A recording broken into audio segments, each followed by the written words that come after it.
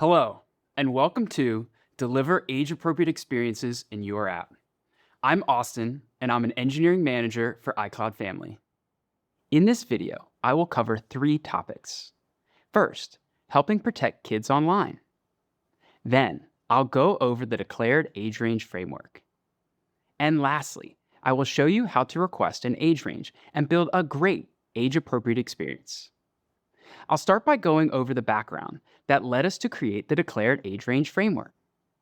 At Apple, our goal is to create technology that empowers people and enriches their lives while helping them stay safe online and protect their privacy. We want people of all ages to be able to have great, safe experiences with our products and services. In February 2025, Apple released a white paper called Helping Protect Kids Online. Protecting kids from online threats, whether they're young children, preteens, or teenagers, requires constant effort. The digital world is increasingly complex, and the risks to families are ever-changing. Building on Apple's profound commitment to privacy, security, and safety, we are continuing to enhance the trusted tools that we provide to help parents protect their kids in a way that is designed around privacy. In March 2025, Apple launched a streamlined child setup flow.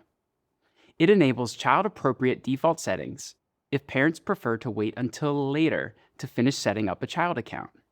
And in iOS 26, Apple is providing parents with the ability to easily correct the age that's associated with their child's account if it was previously set up incorrectly. Also, in iOS 26, the App Store's global age ratings changed to provide more granularity. There are now 5 categories: 4+, 9+, 13+, 16+, 18+. The ratings add more useful information on product pages and give parents further insight into their kids' experiences. And lastly is the introduction of the new Declared Age Range API, the focus of this video. Next, I'll go over the specifics of the Declared Age Range framework. In an age-appropriate experience, the app can ask for an age range. The prompt itself is customized based on what the app requests and the age of the user. Users can choose to share or not to share. Based on that decision, the app can tailor its experience. Here, the app is asking if the user is 16 or older. In order to preserve privacy, the app provides a set of ages that are important to their experience. The API will then return an age range, which is a set of 2 numbers. This helps keep the birth date private. The user only has to reveal what's necessary in order to get the appropriate experience. Now, I will go through how different users can declare their age ranges. In this example, the app asks for the ages 13 and 16. Olivia is 14, so she can declare that she is in the 13 to 15 range. Emily is 9, so she can share that she is 12 or under. Anne is 42, so she can share that she is 16 or over. In each case, the birth date is not revealed to the app. The Declared Age Range framework is for child and teen experiences. Therefore, the API will set a regional max for any age provided. The max will always be the age of an adult in that region. Apps have their own unique requirements. Each app can specify up to 3 different ages in one request, which results in 4 different ranges.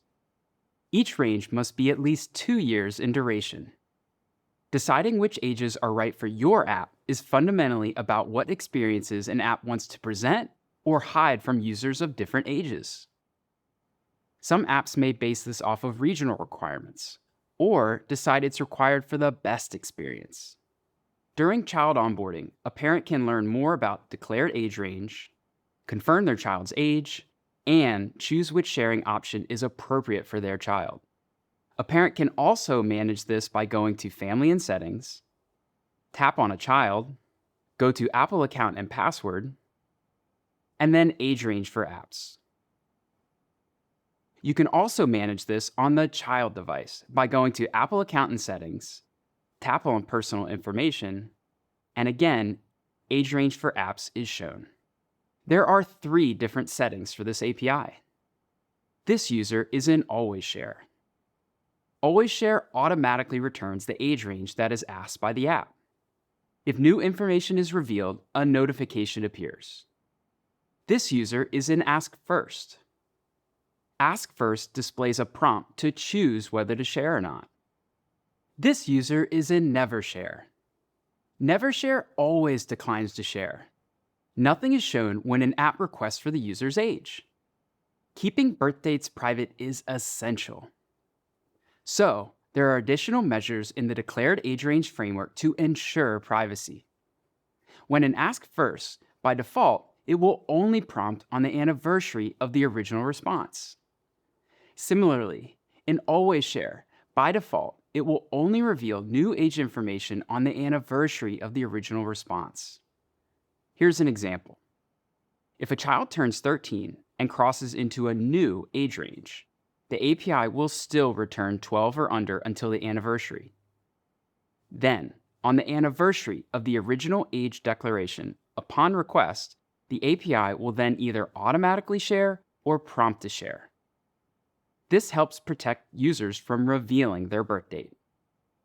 Lastly, a user can also allow the app to reprompt in order to receive the current age. For example, on the weekend after the user's birthday, they are excited to get access to features for older children right away. They don't have to wait for the anniversary. In Settings, Age Range for Apps, they can force the cache to clear by going to a specific app and tapping Share Age Range again. This provides an app the updated age range response the next time the age is requested. Creating an age-appropriate experience is really about modifying the features in your app to ensure they're suitable for users. To illustrate, I will go through the exercise of building out the age-appropriate experience that I showed previously. Apps can now choose to change the experience based on whether it's appropriate for the user's age. In this case, the photo sharing feature will be unavailable until the Landmarks app can confirm the child's age range and determine that it's age appropriate. To get started, you will need to add the Declared Age Range capability to your project. Go to the Signing and Capabilities tab in your project target and click the plus button. Then, select Declared Age Range. Now, I'll go into the sample app UI and start coding. Here is the Landmarks app. It shows a list of landmarks. When I tap, I'm taken to a detailed description. This is the Landmarks Detail view. This is where I'd like to add my new photo sharing feature. I add a variable that will keep track of whether my feature is enabled or not. Add an environment variable to help the API know which window to display an alert on. This is important in use cases where there are multiple windows for your app, for example on iPad or Mac. Then, I add a button that checks whether it should be enabled. By default, it will be disabled. Now, I will dive into Request Age Range Helper. This method contains all the logic for requesting and receiving a response from the API. The API allows apps to specify ages at runtime. So for each region or use case, specify the ages that apply to your app in that context. For the sake of time, I add a comment to later implement code to check which region the user is in. Request age range using Request Age Range method. And provide the ages that you care about. In this case, I want to know if the user is 16 or older. I'm ready to implement the code that handles the response. The response will return an enum that will equal sharing or decline sharing. If the enum equals sharing, the user shared, and a lower and upper bound is returned. This represents the age range returned by the API. If the enum equals decline sharing, the user chose not to share. I will now check if the lower bound is greater than or equal to 16. If this is true, I can assume the upper bound is nil. As mentioned, upper and lower bound values can be nil. This is used to represent ranges like 12 or under, or ranges that don't have an upper limit, like 16 or over. If they are 16 or over, I will enable the photo sharing button. If they are 15 or under, the button will remain disabled. If the age range is shared, you will also get back an age range declaration value. For children, the value will always be guardian declared. For teens, if they are in an iCloud family, it will be guardian declared. If they are not in an iCloud family, it will be self-declared. For adults, the value will be self-declared. Now, back to the code. The API can also throw an error. I'll add some code to handle errors. Error invalid request is a developer-generated error. It indicates that something is wrong with the request itself. For example, you have an age range that is not 2 years in duration. Error not available indicates device configuration issue that needs to be handled by the app. For example, the user hasn't signed into the device with an Apple account. Now, I will put it all together and demonstrate the user experience.